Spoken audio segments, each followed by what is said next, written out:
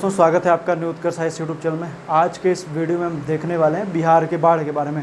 जैसे चूँकि आप हर वर्ष देखते हैं कि बिहार में बाढ़ आती है और उसको लेकर के काफ़ी ज़्यादा जनधन की हानि आपको देखने को मिलती है, लेकिन आखिर इस बिहार की बाढ़ के पीछे कारण क्या है, राजनीतिक कारण कौन से, उनकी भी हम चर्चा करेंगे। लेकिन मुख्य रूप से हम भौगोलिक कारकों की ज़्यादा हम चर्चा करेंगे कि आखिर देखेंगे कि आखिर भौगोलिक कारक कौन कौन से हैं, और राजनीतिक कारण का मतलब ये है कि आखिर इसका निदान क्यों नहीं अभी तक हो पाया, उसके बारे में चर्चा करेंगे।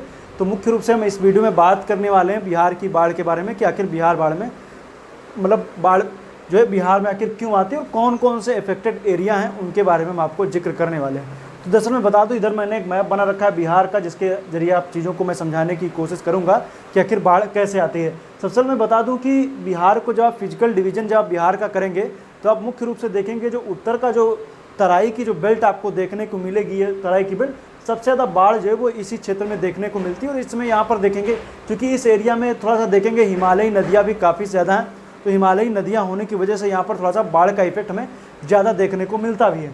खास करके यहाँ पर नदियाँ वगैरह लीजिए, गंडक ले लीजिए, बूढ़ी गंडक ले लीजिए, कोसी ले लीजिए, आगे चल करके महानंदा वगैरह ले लीजिए, तो इन सब नदियों के जो अपवाह क्षेत्र है वहाँ पर बाढ़ ज़्यादा देखने को मिलती है। लेकिन जो हम दक्षिण की ओर देखते हैं, दक्षिण में सोन हो, पुनपुन हो, फाल्गु हो, और भी कई सारी नदियाँ हैं, उनमें आपको ज़्यादा आपको देखने को बाढ़ वगैरह नहीं मिलती, क्योंकि नीचे के जो आप एरिया देखेंगे तो इसके नीचे जो पड़ेगा, इसके नीचे पड़ेगा झारखंड, और झारखंड पठारी एरिया वो, क्योंकि पर्वतीय वहाँ पर नदियाँ वगैरह तो है नहीं, इसलिए मौसमी नदियाँ जब बारिश वगैरह होती है तो सिर्फ बारिश का पानी वगैरह उन पर आता है, लेकिन ज़्यादा वो भी आता भी नहीं है। तो इसलिए नीचे का अर्थात जो गंगा नदी के निचले की घाटी, गंगा नदी के नीचे का जो क्षेत्र है उसमें आपको बाढ़ वगैरह देखने को नहीं मिलती। जो नीचे के जो भी क्षेत्र हैं उनमें ये सब नहीं होता है।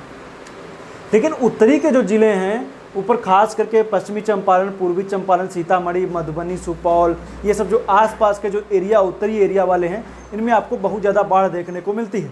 तो आखिर आइए हम थोड़ा सा चीज़ों को समझते हैं, आखिर मानसून के टाइम पे कैसे बाढ़ होती है। और पूरी जो बाढ़ के लिए जिम्मेदार है वो हिमालयी क्षेत्र है। हिमालयी क्षेत्र उस नेपाल से आने वाली नदियाँ हैं। तो थोड़ा सा मैप के जरिए समझते हैं, आइए उसको थोड़ा सा मैं बता दूं, लेकिन उसके लिए थोड़ा सा आपको भारत का मैप भी थोड़ा समझना पड़ेगा। तो मैं यहाँ पर छोटा सा एक भारत का मैप भी यहाँ पर मैं बना दे रहा हूँ।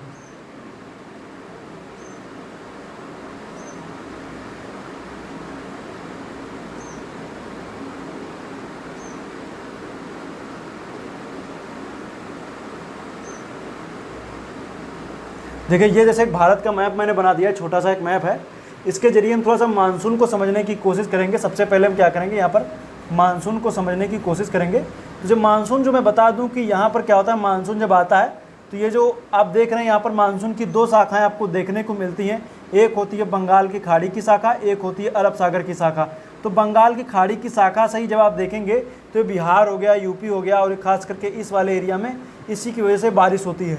तो जो बंगाल की खाड़ी की शाखा है, इससे जब बारिश वगैरह, क्योंकि यहाँ पर देखेंगे तो लो प्रेशर की बेल्ट बनती है, लो प्रेशर होता है, इसकी वजह से यहाँ की हवा ऊपर उठती है और उसको भरने के लिए अरब सागर से यहाँ से हवाएं चलती हैं। और यहाँ पर जब आप देखेंगे तो ये कुछ इस तरीके से भारतीय मानसून जब आप देखेंगे तो आप देखते नहीं कि बंगाल की, जब बंगाल वगैरह में बारिश होने वाली होती है मानसून, तो कहते हैं कि बंगाल में मानसून आ गया है, इतने दिनों बाद यहाँ भी बारिश होने लगेगी। तो उसी के जरिए जब हम देखेंगे तो इस तरीके से कुछ बारिश वगैरह होती है। और इसका जो क्रम है बारिश के घटने का, वो जब आप देखेंगे तो पूर्व से पश्चिम की ओर होता है। ये मैं मानसून काल की बात कर रहा हूँ, शीत ऋतु में उल्टा हो जाएगा। ऊपर के जो आप देखेंगे तो हिमालय है, आप जान रहे हैं कि जो शाखा है वो हिमालय से टकराती है, टकराने के बाद से बारिश वगैरह यहाँ पर खूब होती है नेपाल वगैरह में। और इस तरीके से आप देखेंगे तो जिसका डायरेक्शन होगी हिमालय से टकराने के बाद में कुछ इस तरीके से, पहले तो यहाँ पे इस तरीके से जाएगी, उसके बाद में यहाँ से बारिश वगैरह इस तरीके से होती है। अब चूंकि नेपाल के क्षेत्र में बारिश बहुत ज़्यादा होती है, पर्वतीय एरिया होता है, पर्वतीय एरिया होने की वजह से जब बारिश वगैरह वहाँ पर होती है तो बारिश में जब उसमें बहाव भी काफ़ी तेज़ होता है, क्योंकि पर्वत से पानी यार नीचे ऐसे फेंक दीजिए, फिर किसी ढलान से फेंकिए तो पानी की रफ्तार उसमें तेज़ी आ जाती है। तो नेपाल में जब बारिश वगैरह होती है तो वहाँ से, क्योंकि आप जान रहे हैं कि हिमालय की अधिकतर नदियाँ जो बिहार की हैं वो अधिकतर कहाँ से निकलती हैं, नेपाल से निकलती हैं। अब इनमें क्या होता है, जब चूँकि कई कई छोटी छोटी, मान लीजिए जैसे एक पर्वत होता है, एक कोई पर्वत होता है, तो पर्वत से क्या होता है, छोटी छोटी नदियों के रूप में यहाँ से क्या होती है, धाराएं मिल करके एक बड़ी नदी का निर्माण करती है और उनमें पानी आ जाता है। लेकिन जब पर्वतीय क्षेत्रों में जब बारिश वगैरह होती है तो इन नदियों में जो छोटी छोटी नदियाँ हैं इनमें पानी खूब तेज हो जाता है। और जो इसका अपवाह क्षेत्र होता है नदी का एक अपवाह क्षेत्र का मतलब जहाँ पर नदी वगैरह बहती हो। बेसिन का मतलब क्या होता है, नदी बेसिन, आप बात करते हैं बेसिन वगैरह, तो बेसिन वो क्षेत्र होता है जहाँ तक उस नदी में बाढ़ के समय में मैक्सिमम पानी उस क्षेत्र में आ जाता हो। उसको हम लोग बेसिन बोलते हैं, जहाँ तक नदियाँ फैल जाती हों। तो आसपास के, क्योंकि जो नदी की जो मुख्य धारा होती है वो इस पानी को ले जाने में सक्षम होती नहीं है, पानी ज़्यादा होता है और नदी की धारा कम होती है, मतलब नदी का एरिया कम होता है। इस वजह से पानी क्या होता है, काफ़ी, एक तो ऊपर से आ रहा है, काफ़ी तेज़ी से आ रहा है, मतलब हिमालय के क्षेत्र से आता है तो काफ़ी तेज़ी से आता है। तेज़ी से आने की वजह से क्या होता है कि पानी का जो बहाव है, जो नदी है, नदी का वो उसको झेल नहीं पाता है और पानी क्या होता है इधर उधर बहने लग जाता है। और इधर उधर जब बहता है तो बहने की वजह से क्या होता है, बाढ़ की स्थिति बन जाती है। और ख़ास करके यहाँ पर जब आप देखेंगे तो नेपाल की नदियों में, जैसे ये आप कोसी की बात कर लीजिए तो कोसी में यही देखने को मिलता है। इसको क्या बोलते हैं, इसको हम बोलते हैं बिहार का शोक। शोक इसीलिए बोलते हैं क्योंकि आसपास के क्षेत्रों में बहुत ज़्यादा बाढ़ वगैरह लेकर के आती है। बाढ़ वगैरह सुपौल वगैरह में खूब बाढ़ वगैरह देखने को मिलती है। इस समय भी आप देख रहे होंगे तो खूब बाढ़ आपको देखने को मिल रही है। तो ये हो गई बातें जो मैंने बताई आपको। अब एक कारण हो गया कि नदियों का बहाव तेज है और नदी का जो अपवाह क्षेत्र है वो उस पानी को ले जाने में सक्षम होता नहीं है, इस वजह से पानी इधर उधर बहने लग जाता है। एक कारण ये हो गया। दूसरा कारण ये है कि जब मान लीजिए जब कोई नदी बहती है तो नदी के बहने की वजह से क्या होता है कि जब नदी बहेगी तो नदियों के जो पर्वतीय क्षेत्रों से आती है तो यहाँ से जो नदियाँ निकल रही हैं वो इन यहाँ की मिट्टी वगैरह को कटाव वगैरह भी करती हैं। मिट्टी वगैरह कटाव होती है। मिट्टियों के कटाव के होने की वजह से क्या होता है कि नदियों में जो होता है वो नदियों के तल में कह सकते हैं कमी आती है। जो नदियों का तल है, तल नदी का होता है, उसमें नीचे गाद वगैरह, सिल्ट वगैरह ये सब जमा हो जाता है। तो गाद वगैरह जमने की वजह से, जैसे मान लीजिए जैसे कोई ये नदी है, ये कोई नदी बह रही, इसकी जो गहराई है इतनी है, यहाँ तक मतलब इस नदी की गहराई इतनी, लेकिन यहाँ तक पानी मान लीजिए है। लेकिन अगर जो इस नदी में यहाँ तक अगर जो गाद जमा हो जाएगा, यहाँ पर मान लीजिए गाद जमा हो गया, तो अगर जब यहाँ पर गाद जमा हो जाएगा तो नदी क्या करेगी, सीधी बात है, नदी इसके ऊपर लेवल पे बहेगी।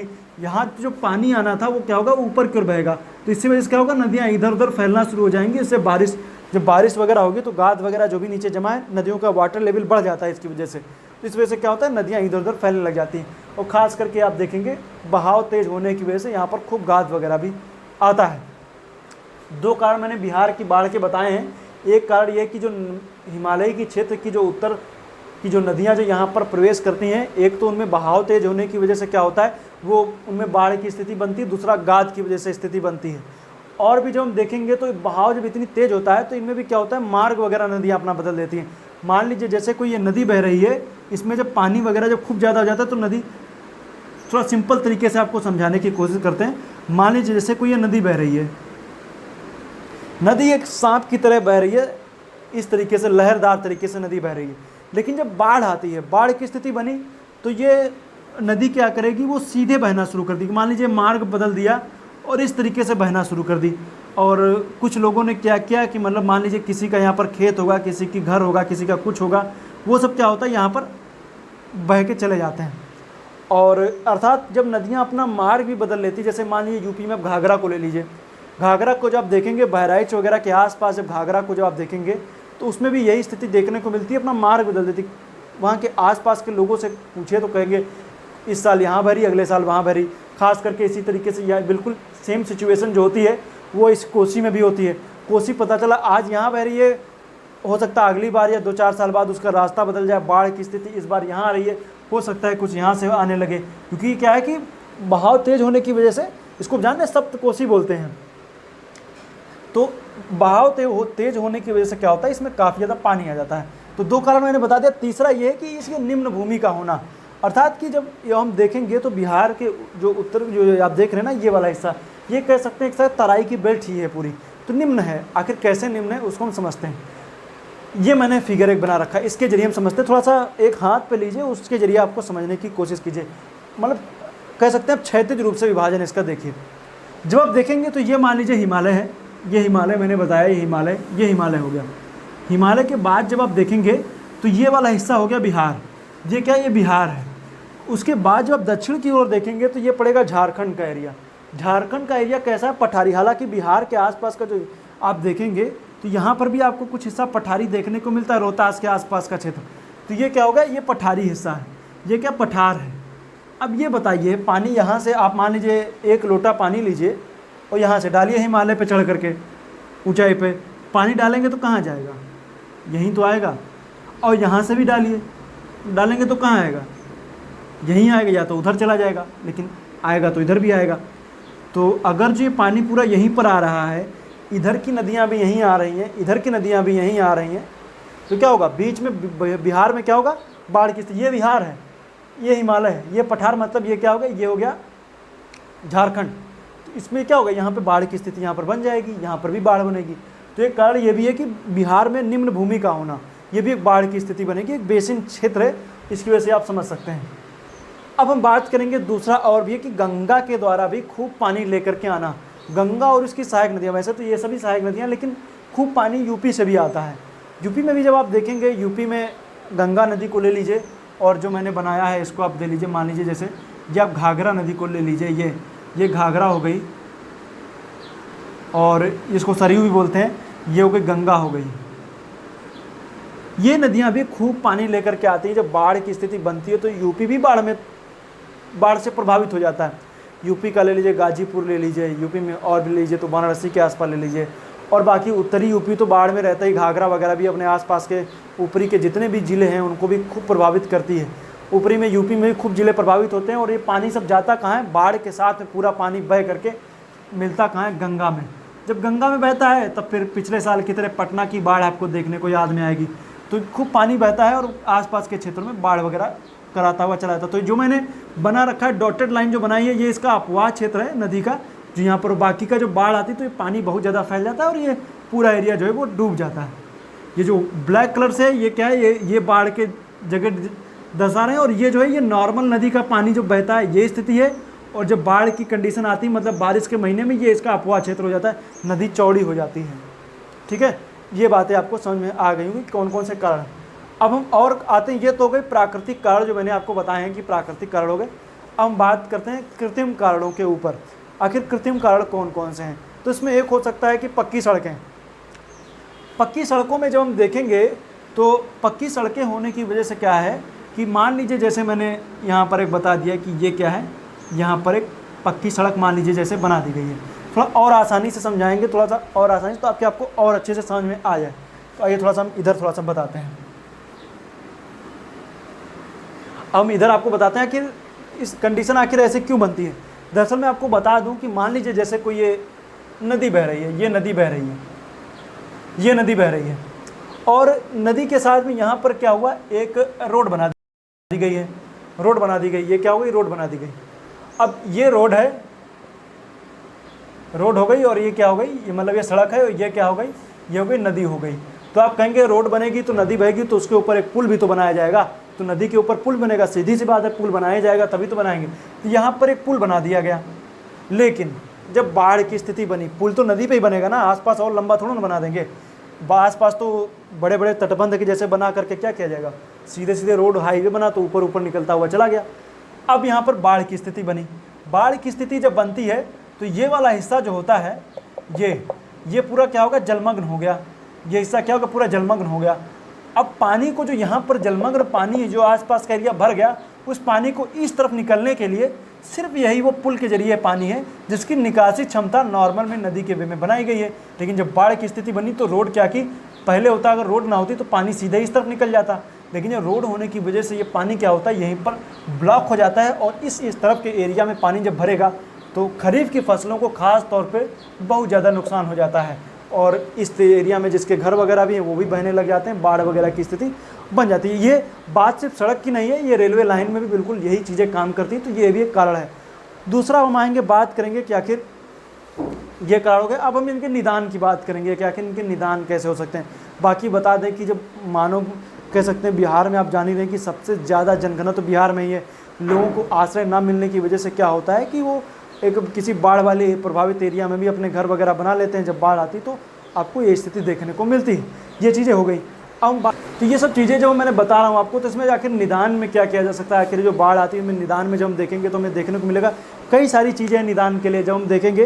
तो पहली बात तो कि नदी में जो इतना पानी बहता है, गाद वगैरह आता है, तो उसके पीछे क्या है, वनीकरण, वनों को काटा जाना है। मतलब आप जब पेड़ों को काटते हैं, जब पेड़ कटते हैं तो उनकी जो नीचे जो मिट्टी होती है तो उनमें कह सकते हैं कसाव खत्म हो जाता है। और वो क्या करती हैं, वो अपने साथ में जब बाढ़ वगैरह आती है तो पानी को बहा करके लेके चली जाती हैं, मतलब मिट्टी को बहा के लेके चली जाती है, और वही आगे चल करके गाद के रूप में जमा हो जाता है। तो वही स्थिति फिर बन जाती है।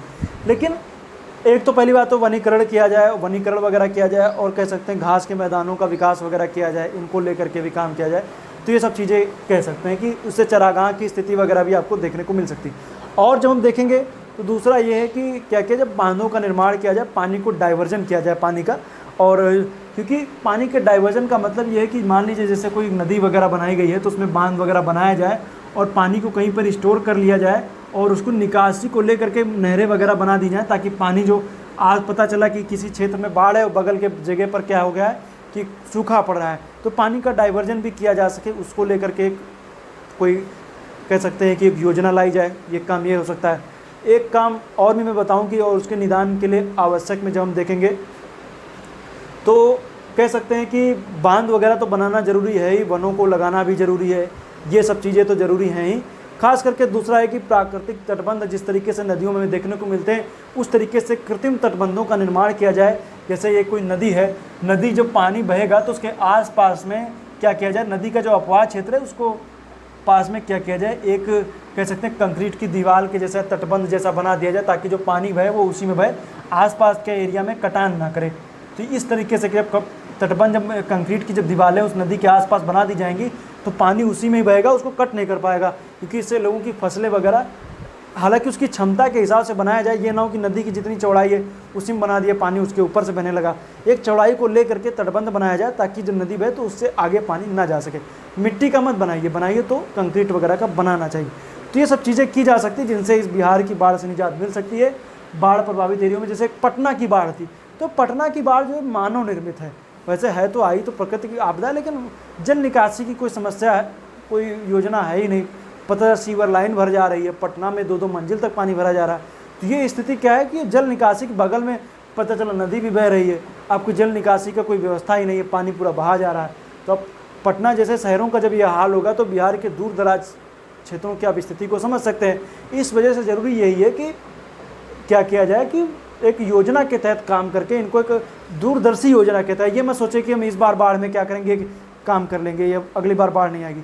एक दूरदर्शी योजना 4 साल 5 साल का एक प्लान लगे, मेगा प्लान एक लेकर के आइए, ताकि उसमें क्या किया जाए कि इम्प्लीमेंट भी किया जाए। ये नहीं कि पता चला कि 4 बोरी रेत की भर के फेंक दिए, काम हो गया, अपना बाढ़ फिर आ रही है, ऐसा नहीं। एक मजबूत तरीके से प्लान उसको लेंगे तब बाढ़ से निजात हो सकती है। बारिश वगैरह तो हर वर्ष होगी, नदियों में उफान हर वर्ष आएगा, क्योंकि हर तरीके में ये स्थिति हर बार बनेगी ही बनेगी। तो बाकी उसको कह सकते हैं ना, आपदा को नहीं रोका जा सकता, लेकिन आपदा को कम किया जा सकता है, वही स्थिति बिहार में भी की जा सकती है। तो उम्मीद करता हूँ वीडियो आपको अच्छा लगा होगा। वीडियो अच्छा लगा तो अपने मित्रों के साथ शेयर जरूर कीजिए। वीडियो देखने के लिए पुनः एक बार आपका बहुत बहुत धन्यवाद। आपका दिन शुभ रहे। धन्यवाद।